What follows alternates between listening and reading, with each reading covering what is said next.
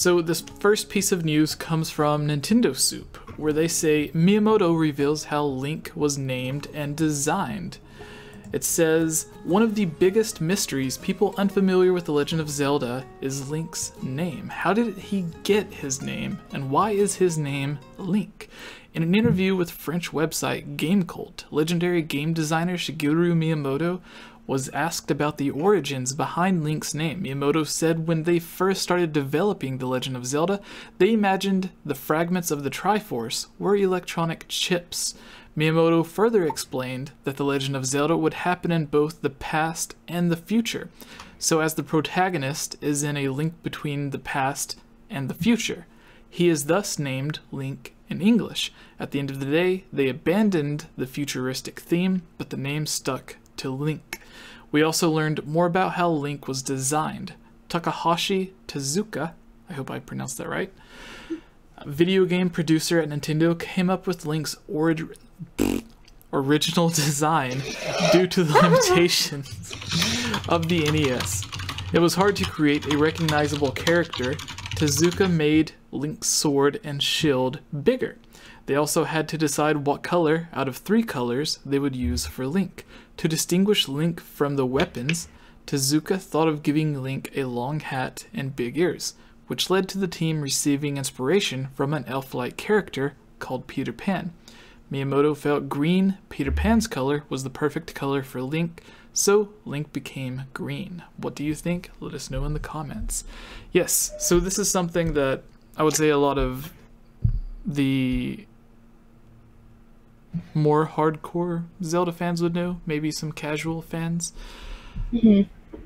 But what are your guys' thoughts on all of this with Link? Because in more recent interviews, Miyamoto's mentioned that the name Link is there because not for Link to be a link between the past and the future, but to be a link between the game and the player, because they want the player to be like, whenever they play the game, they want the player to feel as if they are Link, which is why they try not to have Link speak or anything like that. That way the person can see themselves as the main character as much as possible.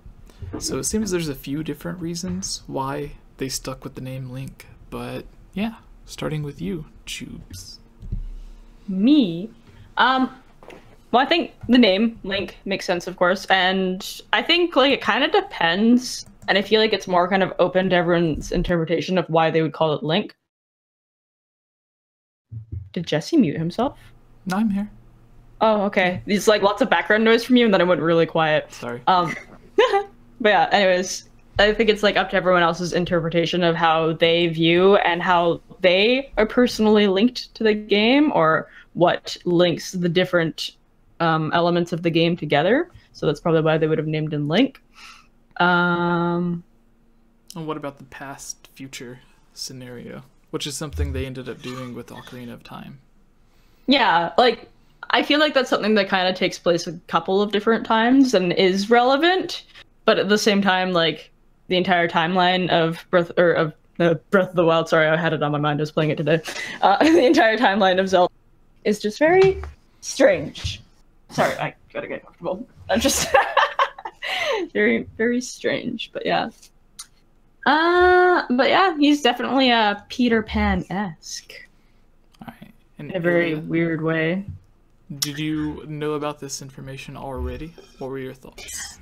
I did, but it's always nice to have a little reminder of the origins of one of your favorite fandoms, if you will.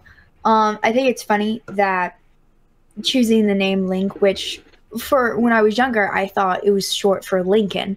I honestly thought that because I knew some people named Lincoln and they would go by Link, or they hated going by Link, what have you. Anyway, but I find it funny that that was just meant to be like, oh, it's a link between the player and the game, which ended up becoming a pun in a lot of the video game names. A link between worlds, a link to the past. So they like literally use it as a pun, which is funny-ish. And it makes sense because until Breath of the Wild, you could name the character whatever you wanted because it was just naming your file, essentially. But then they would call you that. So it's you know, that's why you get like really weird names. Like I was watching what was it, like an old video from Peanut Butter Gamer when he did like Wind Waker Chaos edition, and he named his Link P Booty. You know, so funny stuff like that. I have named Link and Epona very strange things in Twilight Princess. I always just did Link. When I was really young, I did Zelda because I was, you know, really, really young, and I was like 3, 4 when Ocarina of Time came out and didn't understand who Zelda was. I learned. My brothers educated me. Yeah. But as far as like, which I know it changes things in certain games, but as far as like his outfit and everything goes, I always thought it was odd when I found out that, you know, they were limited on what colors they could choose. At first, I was very confused why they chose green, because I was like, he's in nature. Why would you choose the same color as most of nature? That's going to get confusing. And then when I learned later on the Peter Pan reference, I was like, oh, that makes sense. And so, also, this was all kind of like old information for me, but I always like it. Maybe he's camouflaged. Yeah, I always named my people, or I always named Link really weird names. There's a guy that I hung out with, and he always named him Rinku, or whatever, like his Japanese name. Oh. Yeah. That's funny.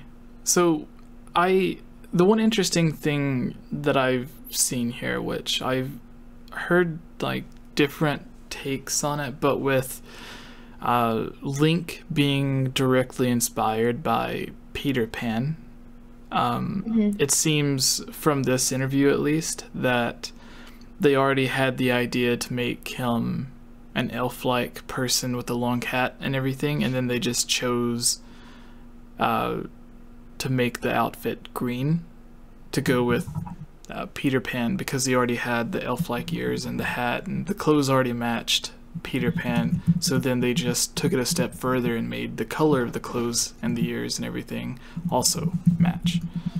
So although not directly inspired by Peter Pan, it's interesting to know that they already had the concept, and then they just like went like with it fully, as opposed to starting with the idea of, hey, we want the hero to look like Peter Pan. And it's really, it was like they were inspired by the color. They're like, we like the color of Peter Pan. We're gonna make Link that color. Yeah. Yeah, and then the idea of if they would have went with the computer chips as opposed to the Triforce, which if you have the Hyrule Historia, I think you can go and like find design art and stuff from the original game. But it's interesting to think about how different everything would be if instead of Triforce, or instead of the pieces of a Triforce that would each be represented by Ganon, Link, and Zelda, that you have the whenever they come together, you can like have whatever wish you want. So instead of that, if the entire series would have been based off of computer chips that would have let you travel back and forth through time, as opposed to a Triforce that would give you a wish.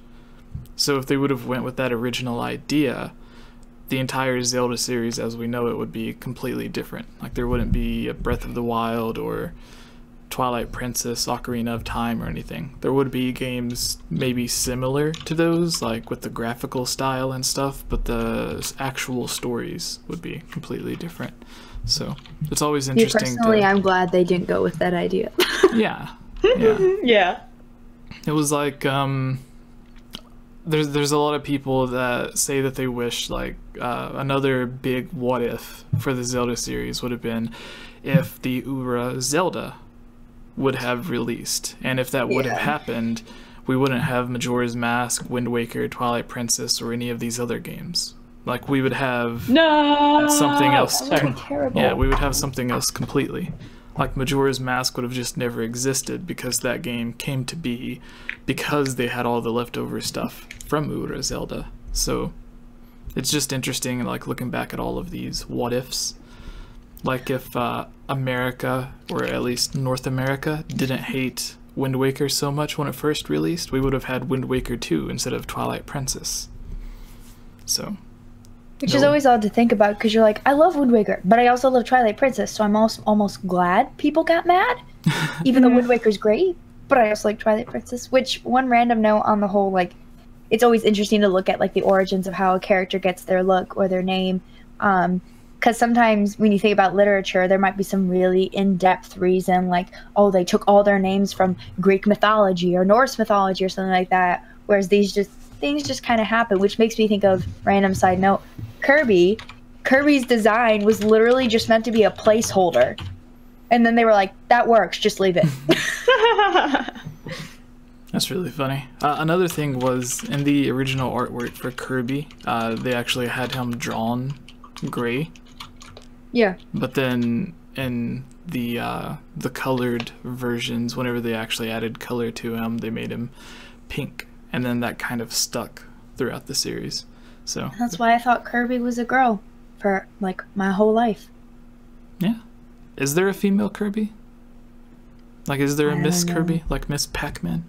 Maybe? I don't actually know. I have a little Kirby stuffed plushie somewhere back there in that crate. See it? Next to my, what's it called? The Harry Potter thing. Well, I named her Nora. But it's from the Wizarding World. I love it. But yeah, no, I don't know if there's another. Yeah. Kirby. I'm sure someone in the chats could tell us. I looked at female Kirby and I got Jigglypuff. Oh, interesting. But the thing is like growing up, like I've always been like this though. Like I didn't just be like, oh, Kirby is this gender. I was just like, Kirby's Kirby. Yeah. Also, Gibbs in the chat, just to clarify, yeah, I'm in a different room. I didn't move. I just changed rooms. It has a better setup in here.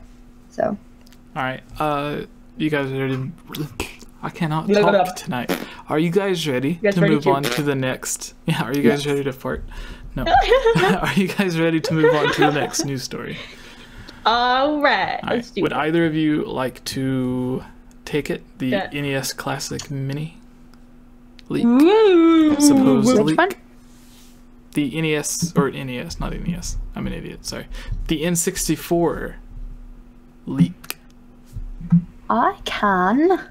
Sweet. Do it up. Does this need a new intro, or we're just going, right? You have to introduce the website and the top. Well, I mean, like, new video intro. No. We don't need that yet. Okay, cool. It's been a while. I haven't been on in a while. All right. Hey everyone, it's me again, Elia Rose. I just wanted to say thank you so much for watching this video. And you know what? If you're a fan of videos like this, you should totally subscribe and give this video a like and comment below to let us know what type of videos you would like to see us create in the future. And if you would really like to support all of us here at the GameOverJesse channel, please consider purchasing a GameOverJesse t-shirt or becoming a Patreon at patreon.com/GameOverJesse, where you can receive many rewards, such as getting shoutouts, having any topic or theory that you select discussed on the podcast or made into its own video, having your question answered, joining on as a guest on the podcast, and playing with us during our Twitch live streams at twitch.tv/GameOverJesse, and much, much more.